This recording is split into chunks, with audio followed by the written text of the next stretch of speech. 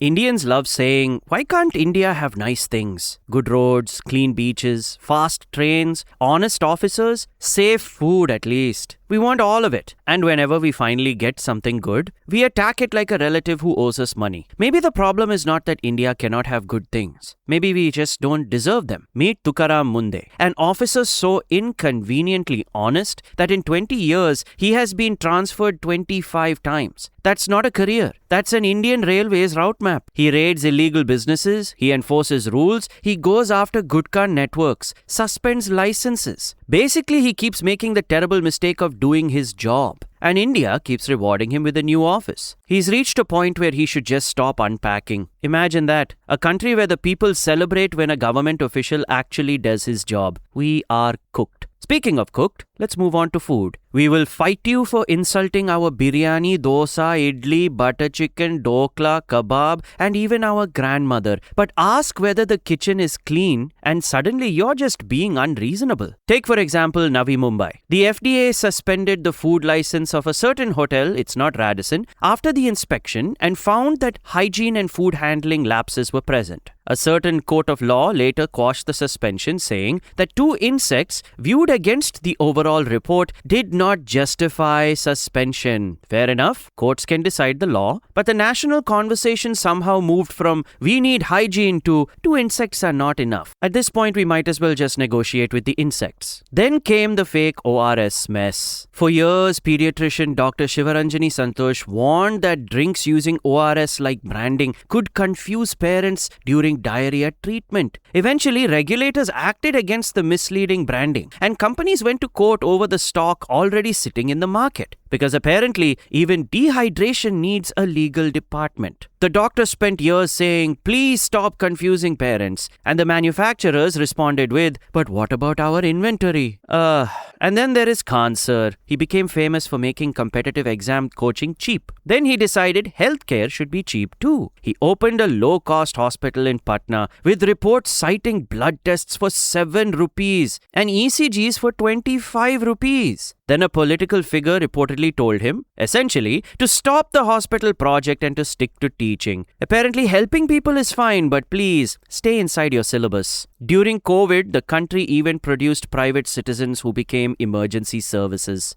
Shahnawaz Sheikh in Mumbai sold his SUV and used the money to arrange oxygen cylinders for people who needed them. Just think about that sentence. A citizen sold his car so other citizens could breathe. It is both heroic and slightly worrying as a way to run a healthcare system. And apparently the story can still get worse 5 years later. In Bangalore or Bengaluru, don't hate me, aerospace engineer Vinay Kumar sourced 700 oxygen concentrators from Germany during the second wave. And then he distributed it to patients across India for free. Fast forward to 2026, Customs sent him a notice demanding about 35 lakh rupees over alleged import misclassification. So it's help the people to breathe first and then Customs will breathe down your neck later. Then we have Deepak Kumar, a gym owner from Kotadwar. I hope I'm pronouncing that right. He saw a group harassing a 70-year-old Muslim shopkeeper and stepped in. When they demanded his name, he answered, Mohammed Deepak. For 1 second, the man did something Indian politicians can't fathom. Religious harmony? No way. After the incident came protests, an FIR threat, and a huge hit to his gym business. His gym reportedly went from around 150 regular members to a fraction of that. So, squats are acceptable, but standing up for an old man, that's a bit controversial. And then we punish objects. India builds a modern train, and some people see the windows and they think, target practice. Vande Bharat trains have repeatedly been hit by stone pelting incidents. We asked for faster trains and responded with medieval siege technology. The train is modern, the customer feedback is from 1400 AD.